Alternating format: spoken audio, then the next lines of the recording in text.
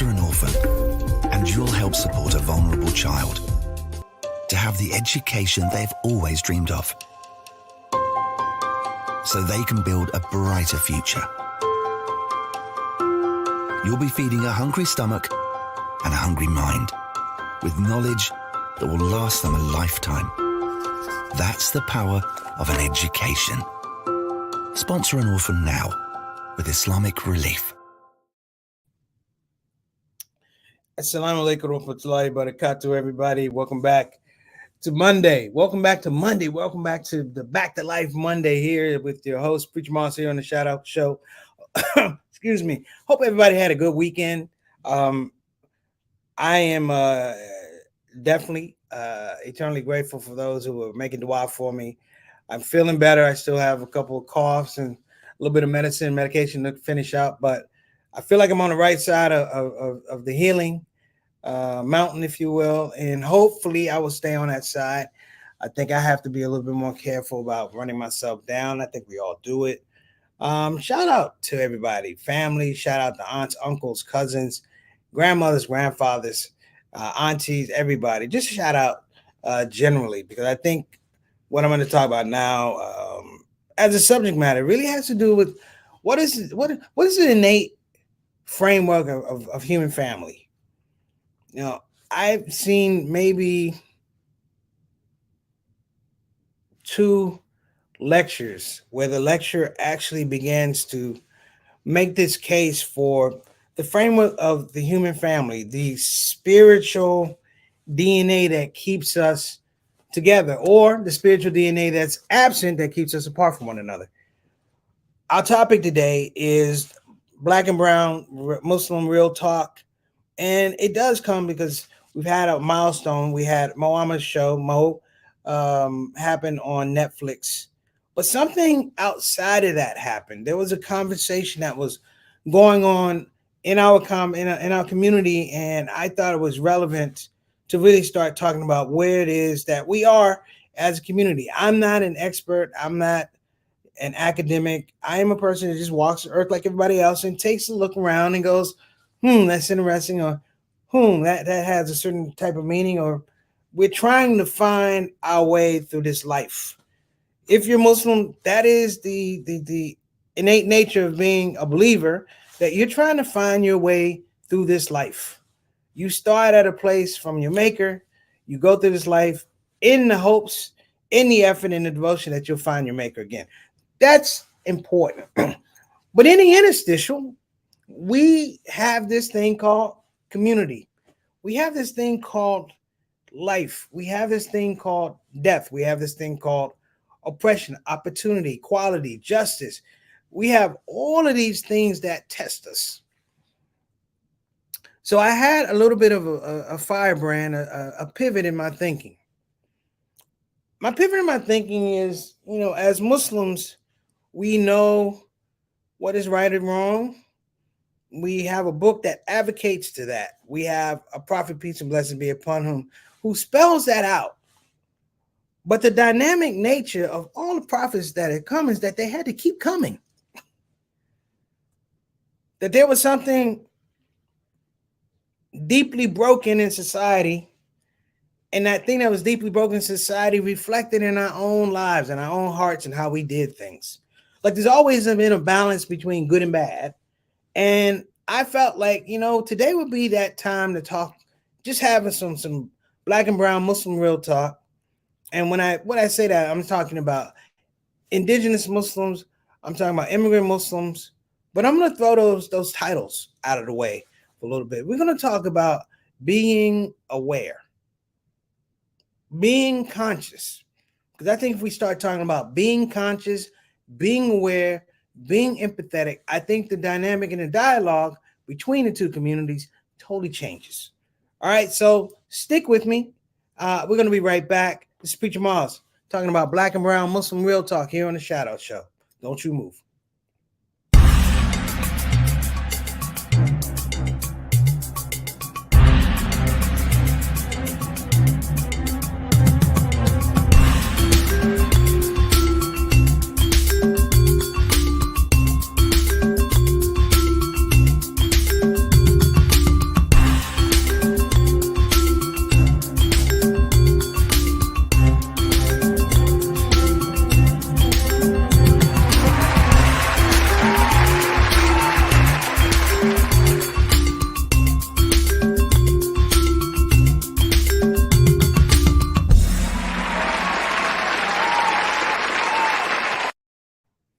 And we're back. We're back. We're back. Thank you for staying with us. I want to go ahead and welcome everybody into the Shout Out Show, our Shout Out Show family, our Shout Out Show soldiers who are so diligent in coming on the platform and providing the feedback, providing the support. I had a great conversation with one of my old mentors, and he asked me if I was still doing the show. And I asked him, why do you ask me? He goes, well, he said, do you love it? We said, do you love it? You need it.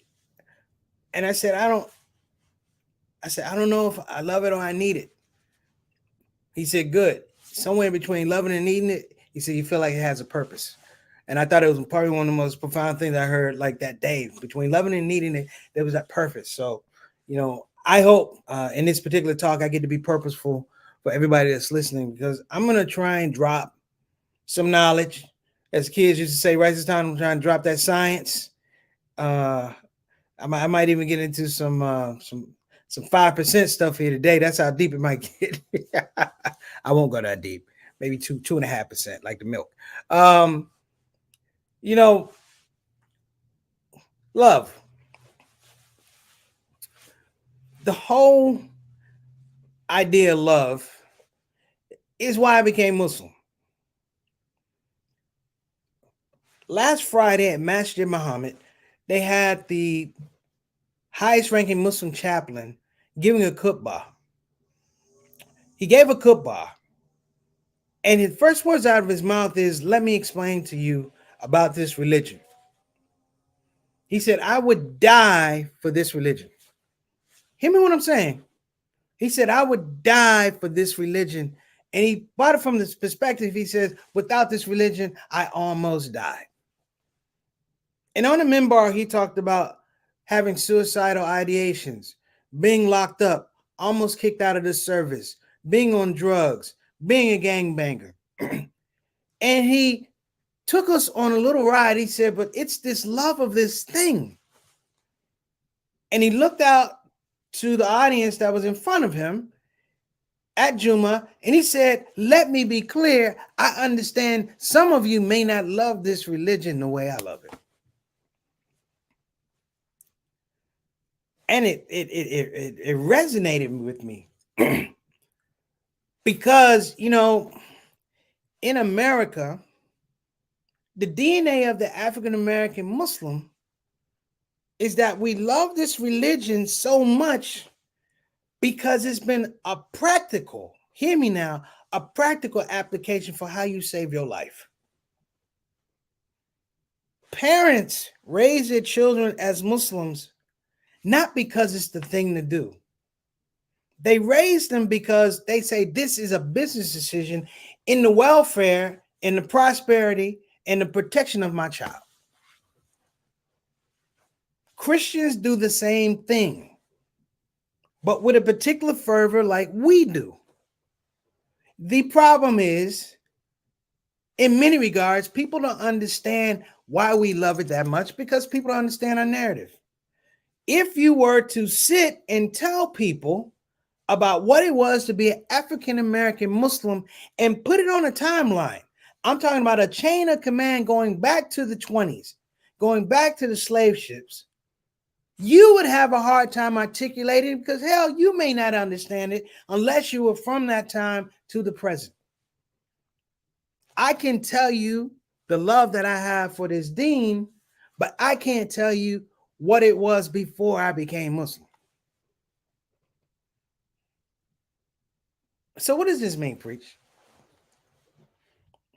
It means that sometimes there is a disconnect between our immigrant brothers and sisters.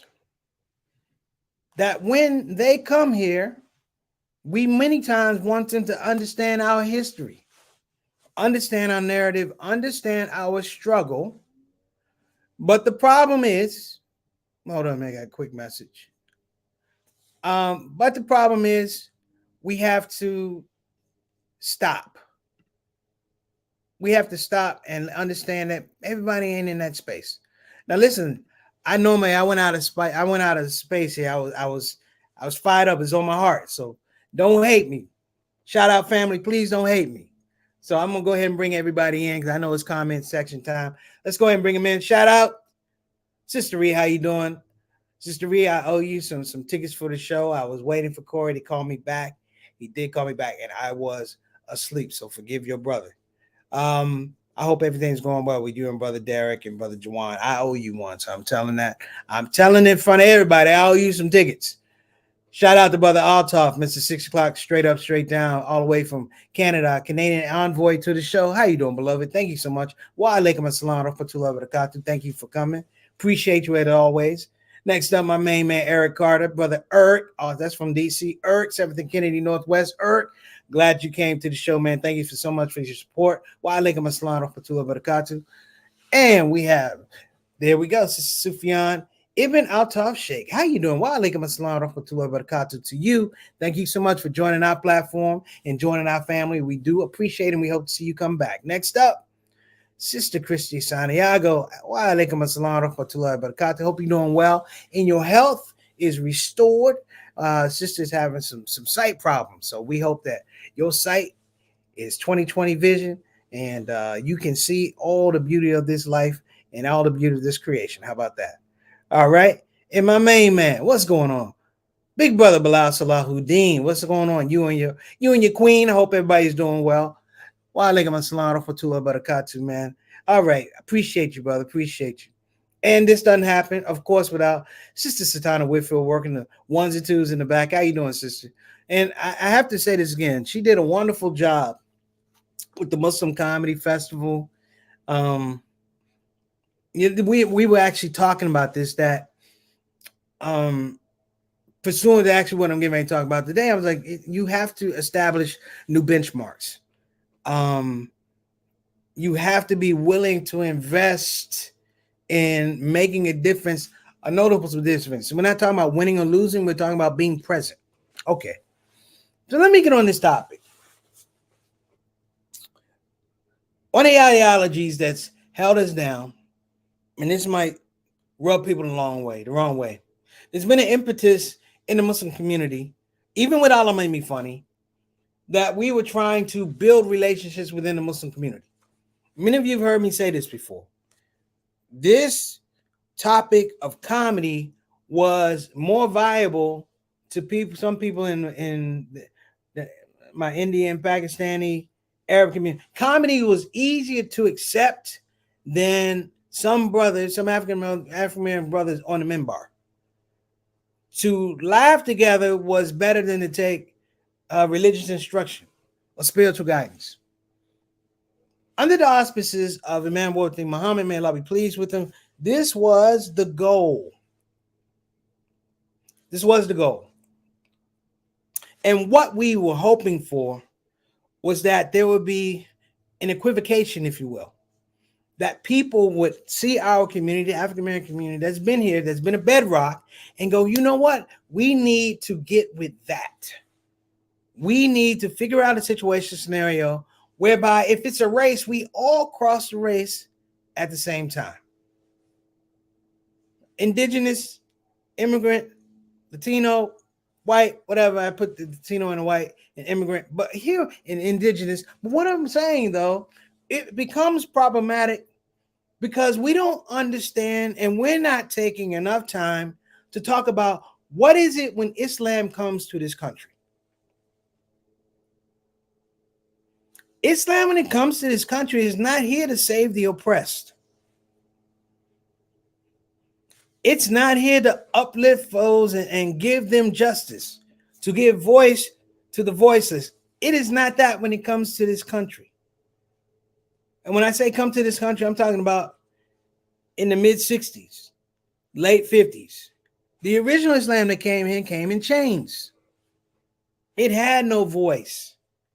Yet, and this is important, yet it still maintains a certain integrity that even finds its way in the practices of Christianity to give them a specific identity of struggle narrative, that the religion in and of itself is protest religion, but it's also pride religion. Not just protest religion, pride religion, and it is salvation religion. It is solution religion. And you look at it from a perspective whereby this becomes the healing. That what the brother said on Friday, when he said, I would die for this religion, it resonated with me, but I said, damn it, I would too. That the energy, if you will, the energy, the care, the sincerity is that we carry Islam and we cradle it. I can remember times when I would wake up late and miss Fajr when I was a young Muslim. And I would sit emotionally and cry that I missed the prayer. And here's a true story. I was so excited with Islam and things like that. And I had pamphlets. At one point in time, the only prayer I made was Fajr. And the only exception was when I went to the masjid. So I had Fajr and Zuhr. And the aspect of somehow realizing, wait a minute, there's 4 more. I've got to learn it. It changed me. That it occupied my time a different way. Now, I'm talking about it from this point of view. It is the point of view whereby we're at a crossroads because the whole idea of Islam in America, in terms of African American, it's a misnomer. We speak about what was, what happened back then. We have a first and a second. We have a spiritual and a anthropological relationship with this religion, but people can't relate to that. And for years, I was hard on some of my immigrant brothers and sisters going, why don't you understand what we've been through? And I was talking to Dr. Sherman Jackson. He said, they don't care.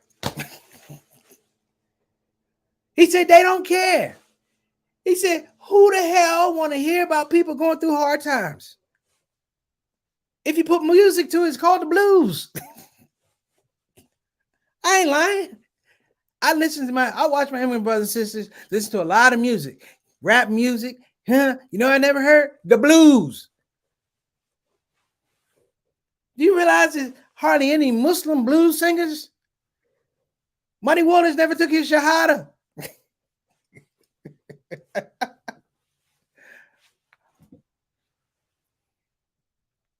What comes to America in terms of refugees, in terms of immigrant Muslims, that Islam is a preservation Islam, but it's not here to liberate people.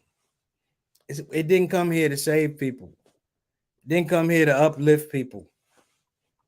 You know, if Islam was unabated and Muslims came here during the time of Columbus in the late 1700s, and they came here and they weren't slaves, then we'd have cared more about the Native Americans. That would have been our first brother. That would have been the people we fought against, that fought for against oppression. That would have been a true expression of this religion is here to uplift. And we don't have that. We clearly don't have that. So what's my solution? What's your solution? Shout out to JT. Wa alaikum assalam wa rahmatullahi wa barakatuh. Well, if people don't care, and I'm going to give this to you, and just think about this. If I committed a crime against you, and it was unresolved, if you will, I wasn't punished for the crime, and I'm still in a place of power where I can reward people, and someone comes down the street, whose story do I want to hear? Do I want to hear about how I systematically, institutionally did you wrong? I want to hear about the person who just got here and they're bright-eyed and bushy-tailed. And it's a different bright-eyed and bushy-tailed, because when you come from oppression overseas, in the Middle East, we're talking about Afghanistan, all the Muslim countries over there, damn near are oppressed. Broke. So all that hoo-ha, the West is evil. You ain't trying to stay where you're at, so shut up. But my point is, there has to be a bit of a reckoning. We, particularly as African American Muslims, are extremely amenable and sometimes, dare I say, over Islamic. I know. I'm going to hold that thought. I'm going to take a break. I'll be right back.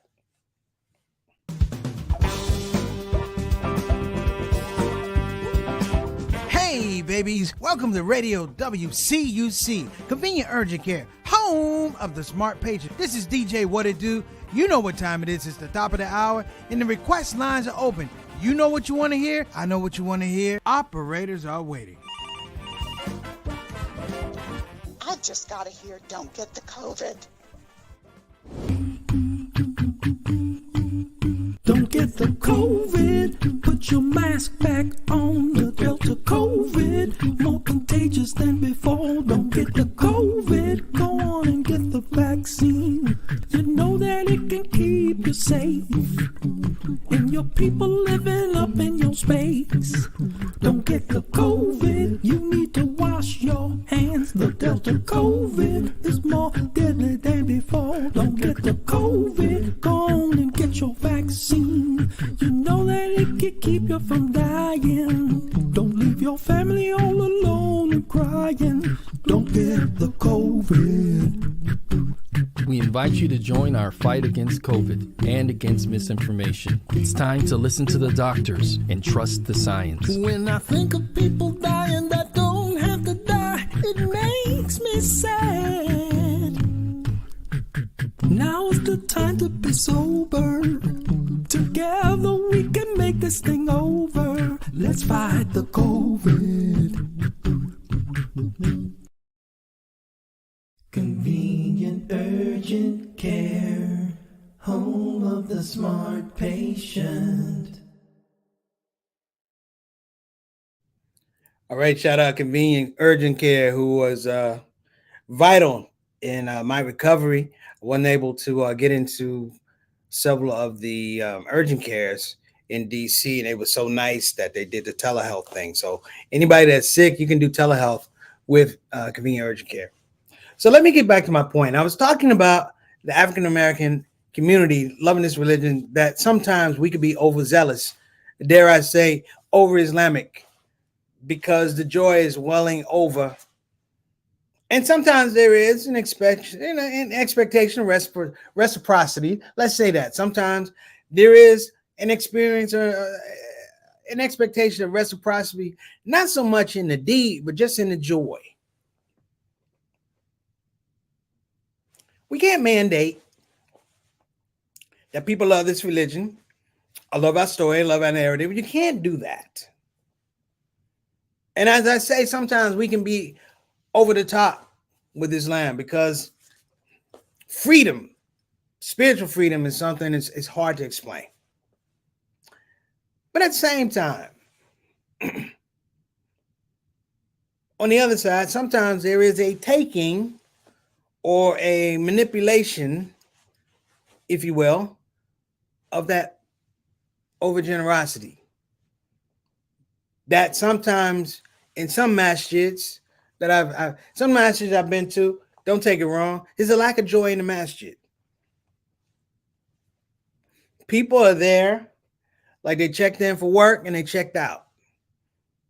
An absence of happiness, if you will. It's perfunctory. We're just going to pray and then we're going to leave. The joy and the sounds of happiness out of a masjid, sometimes it'll lose me at some of the masjids I visited. That being said, though, knowing that these things are out there, we have to put our own stake in the ground. And I'm going to throw this out here because there's been, there's a growing conversation about this.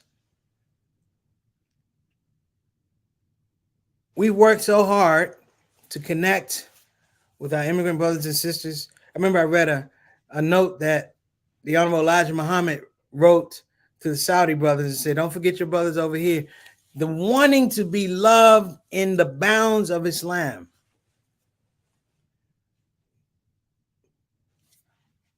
I'm going to say this. We need to fix home first. We need to fix home first.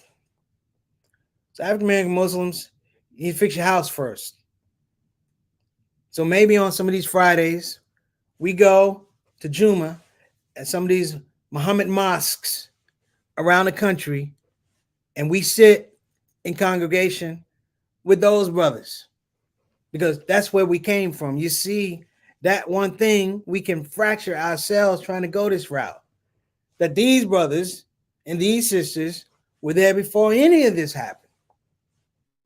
And we need to recognize them, because sure as our story is not being taken seriously, their story is not even being talked about at all. And as you look at what we have here in the context of the American Muslim quilt, if you will, it means nothing if the American Muslim community freezes. If the quilt doesn't keep us warm, why even have it? You know,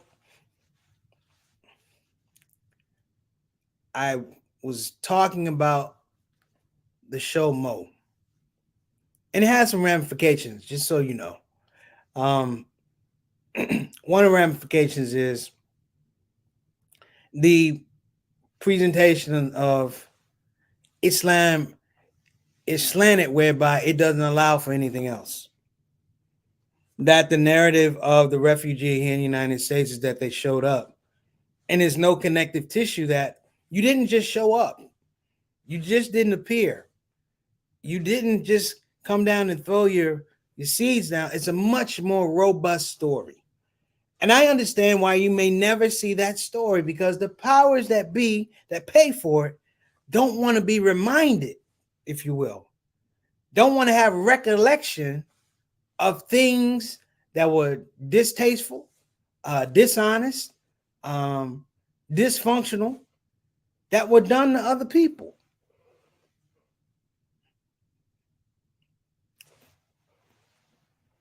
And let me be careful how I say this.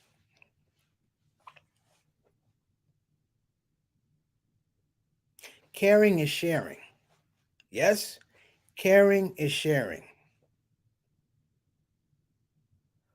But consciousness should be a part of that caring. That we do understand that we're not here on our own. At the beginning, I said we start life on one side, we go through, and we hope that from this side of the Creator, we go through life and we see the Creator on the other side. These are all true things. But in terms of our community, and I'm going to even expand this a little bit more, I'm even talking about African Americans in particular, I'm talking about the Black church. That we need to not only reach out to our brothers and sisters in NI, we need to reintroduce ourselves to the brethren and sisters that held us down in the antebellum South, who gave us spirituality and reminded of the spirituality that we bought. This is the true first. This is the true second. You know, the third resurrection that Dr. Sherman Jackson talks about is that the romanticism moves and gives way to foundational work. We stick our shovels in the ground and we move earth to establish these foundations. And that becomes the lead for everybody else. So it's no longer the indigenous Muslims, it's no longer the immigrant Muslims. It is the working Muslims, the working believers. And it's no longer Christians, Jews. It is a coalition, a multicultural, multi-religious coalition that binds itself to the fact that humanity needs work to survive. And if we can get to that spot, alhamdulillah. But until that time, take your shovel, Move a little earth. I'm just saying. Work on a new narrative. I'm Preacher Moss. It's a shout out show. Inshallah. See you tomorrow.